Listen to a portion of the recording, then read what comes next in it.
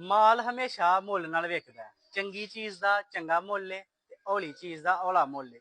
ਮੈਂ 7-7 ਲੱਖ ਵਾਲੀਆਂ ਝੋਟੀਆਂ ਆਪੀ ਲਿਆਂਦੀਆਂ ਨੇ ਖਰੀਦ ਕੇ, ਤੇ ਕਈ ਭਰਾ ਮੈਨੂੰ 3.5 ਉਹਨਾਂ ਦਾ ਆਂਦੇ ਨੇ, ਕੋਈ 4.5 ਆਂਦਾ, ਕੋਈ 3 ਆਂਦਾ, ਤੇ ਇਸ ਤਰ੍ਹਾਂ ਕੀਤੇ ਨਾ ਦੇ ਕਿਸੇ ਨੂੰ ਦੇ ਹੜਨੇ ਆ ਤੇ ਨਾ ਕੋਈ ਦਿੰਦਾ।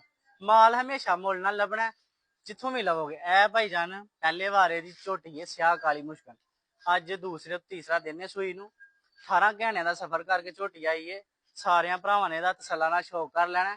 ਤੋਰ ਵੀ ਭਕਾਕਾ ਤੋਰ ਕੇ ਹਾ ਸਿਆਹ ਕਾਲੀ ਮੁਸ਼ਕਲ ਝੋਟੀ ਹੈ, ਮਾਸ਼ਾਅੱਲਾ। ਮੈਦਾਨ ਲਾਇਆ ਥੱਲਿਓ ਚੈੱਕ ਕਰੋ ਹਾਂ ਸਾਰੇ ਬੰਦੇ। ਪ੍ਰਤਾਪ ਮੂੰਹ ਦਾ ਸ਼ੌਕ ਕਰਾਓ ਜੀ। ਲਓ ਹਾਂਜੀ, ਸਿਆਹ ਕਾਲੀ ਮੁਸ਼ਕਲ ਝੋਟੀ ਹੈ। ਕਿੰਨਾ ਉਂਗਲਾਂ ਨਾਲ ਛੁਪਣ ਵਾਲਾ ਸਿੰਘ ਆ ਦਾ। ਸਾਰਿਆਂ ਭਰਾਵਾਂ ਨੇ ਤਸੱਲਾ ਨਾਲ ਸ਼ੌਕ ਕਰ ਲੈਣਾ।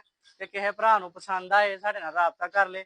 ਨੰਬਰ ਹੈ ਸਾਡਾ 0307 58 15 143। ਲੋਕੇਸ਼ਨ ਹੈ ਆਪਣੀ ਸਿਆਲਕੋਟ ਤੇ ਪਿੰਡ ਹੈ ਆਪਣਾ ਸਰਿਆਲ।